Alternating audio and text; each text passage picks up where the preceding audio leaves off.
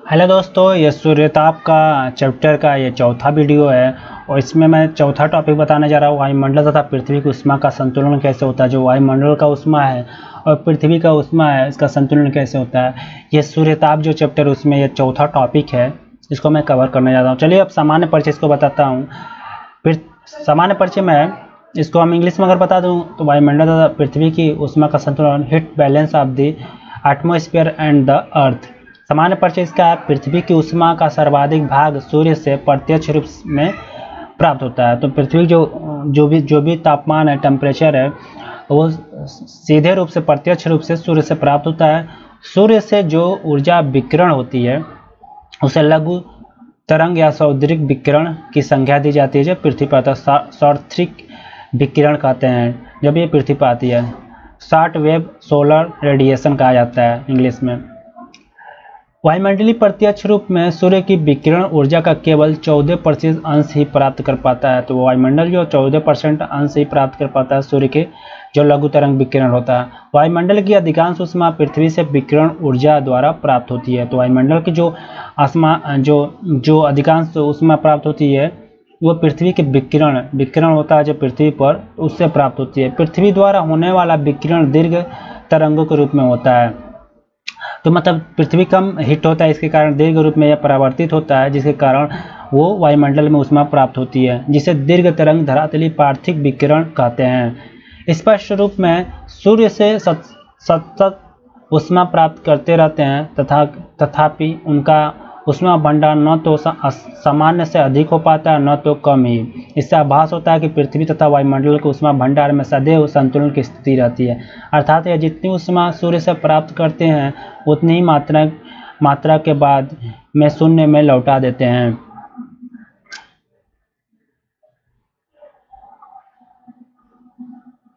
तो आगे जानते हैं। तो ये तो आपका हो गया इसमें सामान्य परिचय। अब पृथ्वी की ऊष्मा बजट देख लेते हैं। सूर्य से जितनी ऊर्जा विकिरण होती है उसका कुछ भाग ही पृथ्वी को प्राप्त हो पाता है, क्योंकि वायुमंडल द्वारा परिकिरण, परावर्तन तथा अवशोषण के कारण कुछ भाग शून्य में लौटा दिया जाता है। तो जैसे कि मैं पिछले वीडियो में बताया हूँ, जो अवशोषण कैसे होता है, परावर्तन कैसा था, परिकिरण क्या है, ठीक है। तो ये जितना भी होता है, जो भी सूर्य से ऊर्जा प्राप्त होती है, विकिरण होती है, विकिरण के रूप में सूर्य से ऊर्जा प्राप्त होती है पृथ्वी को, उतना ही मात्रा में वायुमंडल द्वारा, परिकिरण द्वारा, परावर्तन और अवशोषण के कारण कुछ भाग शून्य में लौटा दिया जाता है।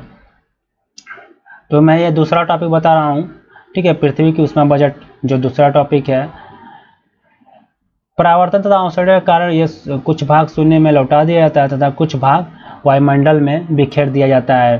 सूर्य से विकिरण ऊर्जा का 35% भाग मौलिक रूप में शून्य में वापस लौटा दिया जाता है। इसमें से 6% वायुमंडल से परिकिरण द्वारा, तो 6% जो है वायुमंडल से परिकिरण द्वारा वापस कर दिया जाता है। 27% वायुमंडल में स्थल बादलों से परावर्तन द्वारा लौटा दिया जाता है सूर्य को। 2% पृथ्वी की सतह से परावर्तन द्वारा शून्य में वापस लौट जाता है।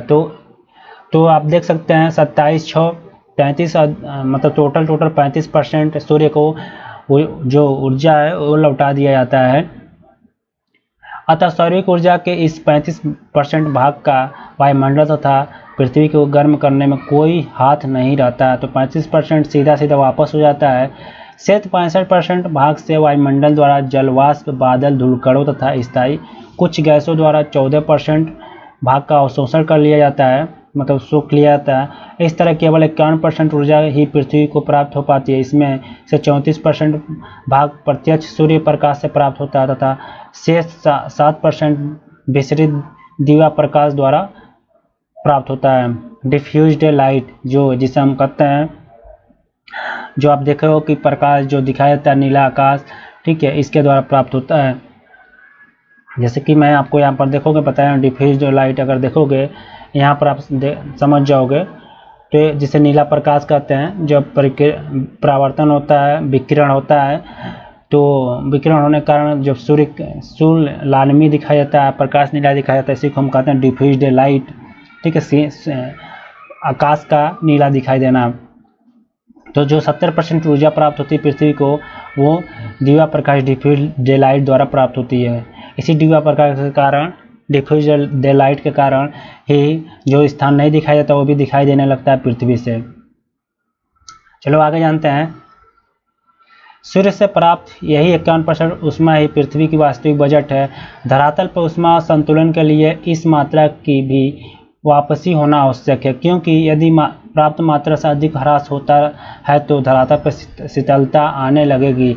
कम मात्रा खर्च होती है तो धरातल अधिक गर्म होने लगेगा। वायुमंडल की ऊष्मा बजट सौर्यिक ऊर्जा का 48% होती है। इसमें से वायुमंडल सौर विकिरण से 14% ऊर्जा का प्रत्यक्ष अवशोषण कर लेता है तथा शेष 34% पृथ्वी से होने वाले दीर्घ तरंग विकिरण से प्राप्त करता है। पृथ्वी तथा वायुमंडल के ऊष्मा बजट को निम्न सारणी के रूप में व्यक्त किया जा सकता है। प्रवेशी सौर्यिक विकिरण की मात्रा, जो प्रवेशी सौर्यिक विकिरण की मात्रा 100% होती है, और इसमें इनकमिंग सोलर रेडिएशन जिसे कहा जाता है, परिकीर्णन तथा परावर्तन द्वारा 6 सौर्यिक विकिरण, तो और बादलों से परावर्तित होते 27%, बहुत धरातल से परावर्तित होते 2%, तो टोटल होगा 35। शून्य में वायुमंडल द्वारा परिकीर्णन 6%, टोटल 65। शेष देखोगे ये सौर्यिक है, मौद्रिक नहीं है, सौर्यिक ऊर्जा ऐसे आपको समझाऊँ तो देखो ये सौर्यिक है, ठीक है। ये सौर्यिक विकिरण की मात्रा 65% बचता है। इसमें से लगभग 14% गैसों द्वारा अवशोषण कर लिया जाता है। 52% के करीब जो ऊर्जा होती है पृथ्वी अपने रूप में यूज करती है, उसके बाद से उसको रिफ्लेक्ट कर देती है, ठीक है। चलो आगे जानते हैं। तो ये हो गया आपका। अब इसमें पृथ्वी की ऊष्मा बजट देख लेते हैं। ये तो जो था प्रवेशी सौर्यिक विकिरण की मात्रा जो पृथ्वी प्राप्त होती है सूर्य से, ठीक है। अब इसमें पृथ्वी की ऊष्मा बजट देख लेते हैं। सूर्य से प्रत्यक्ष रूप से प्राप्त होती है 34%, विशेष द्वारा मतलब जो डिफ्यूज लाइट द्वारा प्राप्त होता है आकाश द्वारा, नीला आकाश जो दिखाया जाता है, उससे 70% टोटल ऊर्जा जो बचती है 51%। वायुमंडल की ऊष्मा बजट जो है प्रवेशी सौर्यिक विकिरण का प्रत्यक्ष अवशोषण जो है 14%, और बहिर्गामी पार्थिव विकिरण द्वारा प्राप्त होती है 34%, तो टोटल 48%। उपरोक्त विवरण के आधार पर पृथ्वी प्रवेशी सौर्यिक विकिरण का 51% भाग प्राप्त करती है, परंतु ऊष्मा की यह मात्रा धरातल पर सर्वन समान नहीं होता है। ऊष्मा की यह मात्रा मुख्य रूप से सूर्य की किरणों के तिरछेपन, दिन की अवधि, स्थल तथा जल के स्वभाव में अंतर तथा धरातल के विभिन्न रूपों में आधारित होती है। अब ये दूसरा ऊष्मा संतुलन है। इसमें मैंने आपको बताया पृथ्वी की ऊष्मा जो बजट है इसके बारे में, कितना पृथ्वी को ऊष्मा बजट है 52% होता है, और टोटल के टोटल 35% वापस कर दिया जाता है, और 14% के आसपास जो है अन्य गैसें उसका अवशोषण कर लेती हैं, ठीक है। और 52% जो ऊर्जा होता है उसमें से 14% होता है वो डिफ्यूज्ड लाइट द्वारा मतलब नीला आकाश द्वारा प्राप्त होता है, और जो 35% ऊर्जा सीधे सूर्य से प्राप्त होती है। तो कभी कभी ये कम बेसी होता रहता है, 2% कम होता रहता है, वो तिरछापन होने के कारण सूर्य के। तो पृथ्वी का ऊष्मा बजट हो गया, इसके साथ सामान्य परिचय बताया हूँ। अब चलो आगे बताता हूँ। इसमें ये मतलब पृथ्वी का ऊष्मा बजट यहाँ बताया हूँ, यहाँ पर जो बताया मैं आपको, ये जो परावर्तित होता है, ठीक है। तो ये जो 65% मात्रा था ये यहाँ पर बताया आपको गिना कर, ठीक है। ये जो था टोटल का टोटल, ये जितना था मैं यहाँ पर आपको बता रहा हूँ, ये तो ये शेष सौर्यिक विकिरण की मात्रा है, ये 65% जो बच जाता है। और ये जो बताया हूँ मैं आपको 27/2/6, ये 100% में डायरेक्ट रिफ्लेक्ट वापस हो जाता है, सूर्य को प्राप्त हो जाता है।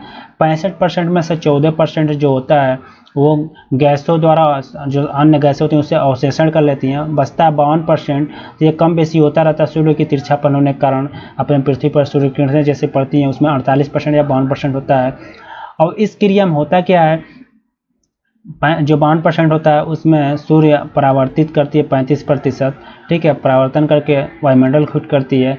और 14 जो प्रतिशत इसमें जैसे कि आप देखे होंगे दिया है 14%, ठीक है। यहाँ पर देखेंगे 34% जो देखेंगे सूर्य से प्रत्यक्ष रूप से प्राप्त होता है, उसमें जो बढ़ होता है विसर्जित द्वारा प्रकाश द्वारा 27 से 51% हो गया। अब वायुमंडल की जो ऊष्मा बजट होती है ये जैसे कि मैं बताया प्रवेशी सौर्यिक विकिरण का प्रत्यक्ष अवशोषण होता है 14%, और बहिर्गामी पार्थिव विकिरण द्वारा प्राप्त होता है तो ये जो वायुमंडल का बजट हो गया, वायुमंडल का सीधा सीधा जो संपर्क होता है ये पृथ्वी से प्राप्त होता है उष्मा, और ये पृथ्वी की जो उष्मा होती है सूर्य से प्राप्त होती है। तो टोटल ये लगभग 48% यहाँ देखेंगे पृथ्वी लगभग दे देती है वायुमंडल को उष्मा बजट में। अब ये कम बेसी क्यों होता है, 48-51 का क्यों डिफरेंस आ गया है? ठीक है, यही 51% उष्मा ही यह वायुमंडल को प्राप्त होता है, ठीक है, 48% के रूप में। और यहाँ पर देखेंगे आप तो 3% कम बेसी क्यों होता है, क्योंकि सूर्य की किरणें तिरछी पड़ती रहती हैं। ठीक है, तो यहाँ पर आपका क्लियर हो गया। अब चलो आगे बताता हूँ आपको उष्मा संतुलन ये क्या होता है। हीट बैलेंस, सूर्य से उष्मा प्राप्त करने के बाद पृथ्वी भी उष्मा का विकिरण करना प्रारंभ कर देती है ताकि धरातल पर उष्मा का लगातार संचयन न हो सके। सूर्य के क्यों करती है, क्योंकि अगर मान लो टेम्परेचर धरातल का बढ़ जाएगा तो पृथ्वी भी एकदम गर्म हो जाएगी, तो ये संचयन में तो वापस करती रहती है ताकि धरातल पर संचयन न हो सके।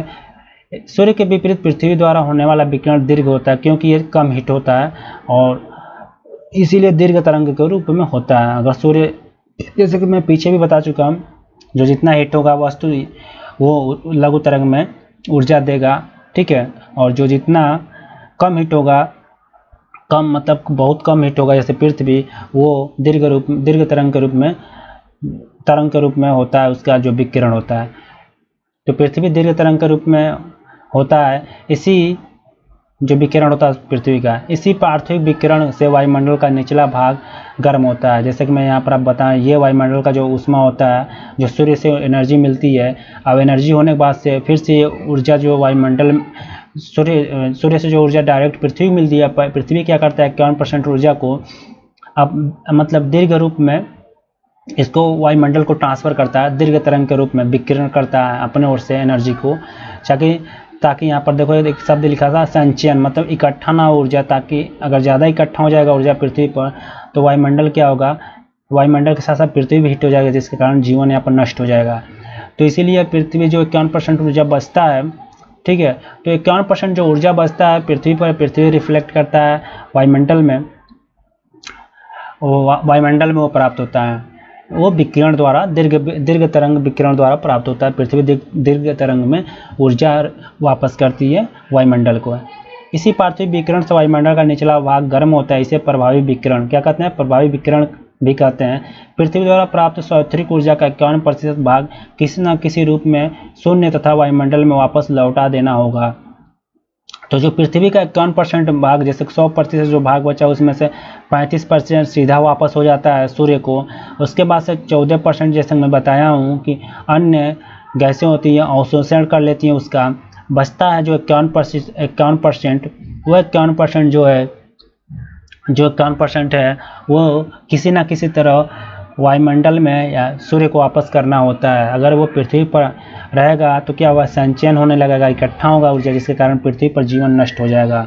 तो एक चक्र के रूप में काम करता है, ऐसे समझो। तो वही कह रहा है कि पृथ्वी द्वारा प्राप्त स्वाभाविक ऊर्जा, मतलब जो सूर्य से ऊर्जा प्राप्त होती है उसे स्वाभाविक ऊर्जा कहा जाता है, जो स्थित होता है। उस स्वाभाविक ऊर्जा को 51% भाग किसी न किसी रूप में शून्य तथा वायुमंडल में वापस लौटा देना होगा। पृथ्वी द्वारा वायुमंडल को वापस लौटाना होता है ताकि पृथ्वी का औसत वार्षिक तापमान सामान्य रहे। 33% भाग धरातल से दीर्घ तरंगों के रूप में विकिरण हो जाता है। तो 33% जो ऊर्जा होती है वो धरातल से दीर्घ तरंगों के रूप में विकिरण हो जाता है। इसका 70% भाग सीधे शून्य में चला जाता है तथा 6% भाग प्रभावी विकिरण के रूप में वायुमंडल को गर्म करता है। तो 6% जो भाग होता है 51% में से वो गर्म करता है किसको, जो वायुमंडल का निचला भाग होता है। धरातल से 9% ऊष्मा विक्षोभ तथा संवहन के रूप में खर्च हो जाता है तथा शेष 19% ऊष्मा वाष्पीकरण में खर्च हो जाता है, जो पानी का वाष्पीकरण करता है। इस प्रकार धरातल से 51% ऊष्मा वापस विकिरण हो जाती है, जिस कारण पृथ्वी की सतह पर प्रवेशी 100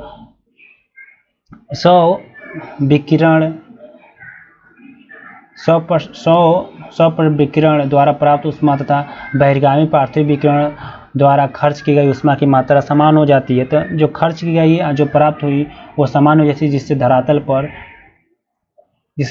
पर ऊष्मा संतुलन बना रहता है।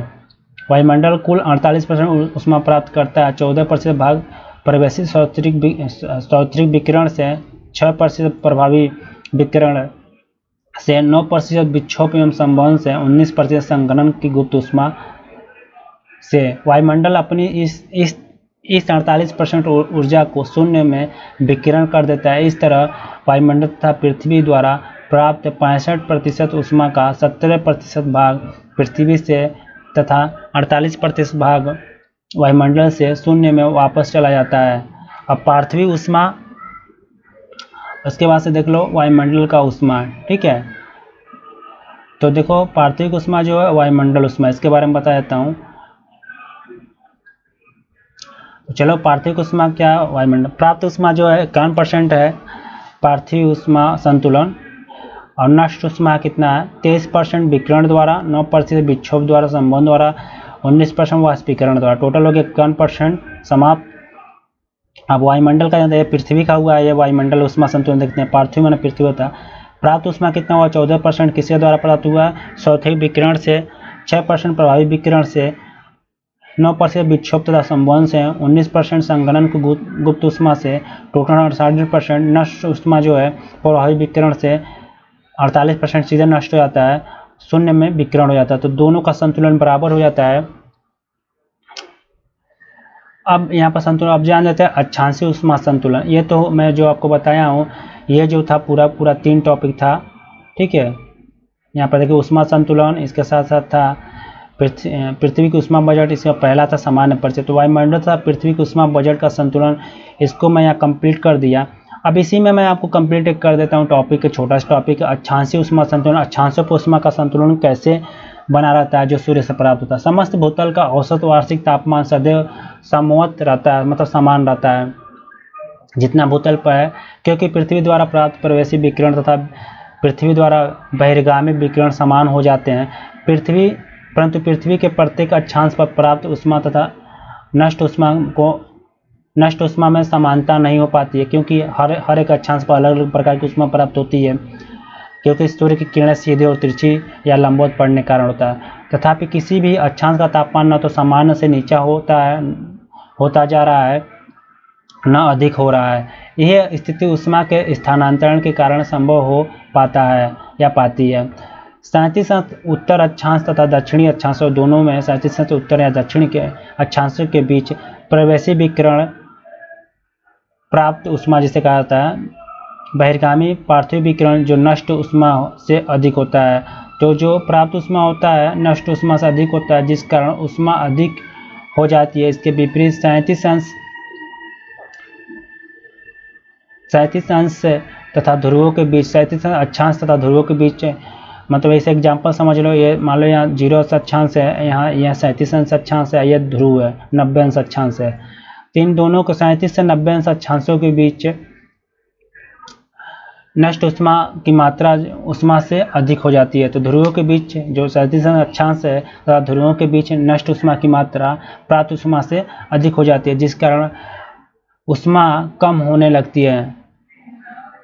परंतु अधिक ऊष्मा होने वाले क्षेत्र से ऊष्मा का स्थानांतरण कम ऊष्मा वाले भाग की ओर हो जाता है, जिस कारण अक्षांशीय ऊष्मा का संतुलन होता रहता है। ऊष्मा का स्थानांतरण वायुमंडल, संचार, हवाओं तथा सागरीय दरारों द्वारा संपन्न होता है। तो ऊष्मा का जो स्थानांतरण होता है वो होता है सागरीय धाराओं और हवाओं द्वारा। अब यहाँ एग्जाम्पल में बताता हूँ आपको ये कैसे संतुलन हुआ है। जैसे यहाँ पर दिया 37 अक्षांश उत्तर और दक्षिण में, ठीक है। इसमें होता क्या है कि जो प्राप्त ऊष्मा, मान लो यहाँ एग्जाम्पल एक समझो कि ये पृथ्वी है। अब 0 अक्षांश से 37 अक्षांश उत्तर में, अब ये नॉर्थ है, ठीक है। अब यहाँ से देखो 37 अक्षांश दक्षिण में, तो यहाँ से जो मैं यहाँ तो पाई खींच रहा हूँ, इन दोनों के मध्य जो है जो ऊष्मा देखोगे प्राप्त ऊष्मा होता है वो ज़्यादा होता है, ठीक है, और नष्ट ऊष्मा देखोगे वो कम होता है। तो यहाँ पर संचयन हो रहा है ऊष्मा का, मतलब ऊष्मा ज़्यादा इकट्ठा हो रहा है।